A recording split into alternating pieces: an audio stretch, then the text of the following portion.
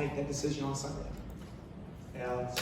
I just wanted, obviously Fury is, like you said, Zach Lee's got a contract. I just wanted to know, like, who are some prospects that fans should be looking out for in Fury right now? Man, Fury's fun to watch. I was telling who was headlining? My boy Julius Holmes, Fight Support, says like, hey, there are some Fury main events that are like, in sync, in caliber with, like UFC underfight cards. Also, I said, don't undersell this success. And my boy Jules got a great second round Darce choke. It's his second time main eventing in Oklahoma. So I mean, I'm gonna be very biased here and talk about my teammates, but Julius Holmes, I mean, he'll be in the UFC. He's a big old strong welterweight. I think he's 9-2 now, maybe 10-2. And then Jacoby Smith, he's solid too. I trained a lot with him. I hadn't trained with him prior to this camp. And that dude's a beast. He learns everything so fast. His wrestling's like otherworldly. I think he's 7-0 if I'm not mistaken. So he's a shot away. And Nick Pignini as well. I mean, he's a beast. And then I think one of my guys, Sean Kennard, he's 2-0. He's an 85. He's a big old strong 85, the biggest beard in MMA. But man, he hit a brutal TKO. The guy actually couldn't answer the bell. And then beyond that, I have a lot of amateur prospects. Like one guy 5-1, one guy 5-0, both fighting for belts pretty soon. So we have a couple of cool generations coming up. But yeah, any Fury main card's awesome to watch. And I really enjoy calling fights there. I get to really understand like the competition in Houston, and I can talk MMA all day long. I know Jon has been doing some commentary himself. It's a lot of fun, especially if you know the material well. And like I teach it at the gym, I use it at the cage, and I explain it cage sides. So I mean, I feel like I understand all aspects pretty well. Thank you. And I was going for the Sean Kennard look today. So. Hey, oh man, yeah, she got a big beard. I like it. You mentioned some of your teammates there. One of your teammates from Racing Ball in Woodlands, Ricky Turcios, he came off a win in November.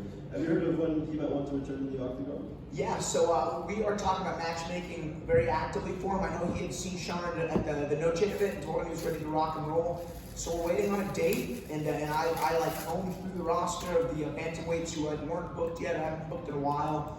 And yeah, he and myself and you were all waiting for a name and a date. But yeah, Rick's the man. He's like me. He stays super active. He's holding down the fort while I'm gone. But yeah, I can't wait to see him fight. Man, Ricky's awesome.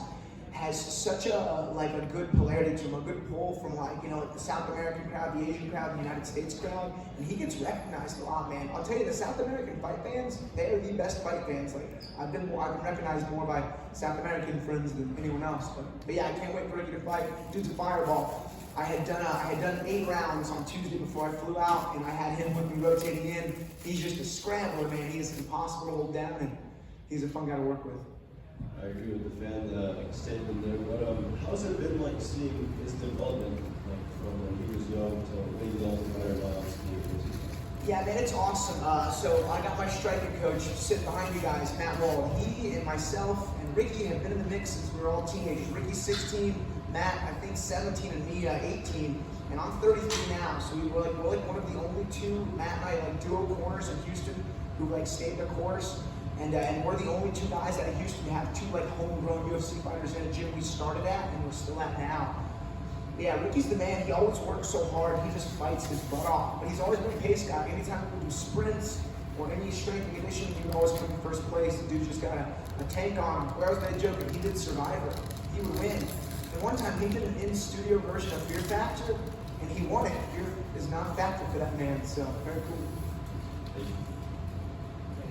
I want to follow up with what Harold just said. What are some of the similarities that you see in Ricky that you see in yourself? Man, we're very different fighters. We both do a lot of jiu-jitsu, both jiu-jitsu black belts. He uses his a bit more than I do. One of the only guys who can pull off consistent X-guard sweeps in MMA. But I think just living the martial arts lifestyle the most is the best. He's one of the coaches at my gym as well. So we're in there every day. We're not training our butts off, we're teaching. And I feel like we're both at a very high level of preparation in terms of our diet. He works with a PI a lot, and strength and conditioning is a must. You guys will see it, man. He's put on some size too, and yeah. So I think just living the martial arts lifestyle and the high level of preparation has really kind of consumed our lives for the better, and we can both see differences. Earlier you guys talked about Survivor and Fear Factor. I was just curious, how would you do in a scenario like that? Oh man, I don't know. Probably not great. Try to conspire against people in Survivor. And then in fear factor, I wouldn't want to eat gross stuff. So I'll make my prize money by fighting. Awesome, thank you. Good luck to that, man. Cool, thanks guys.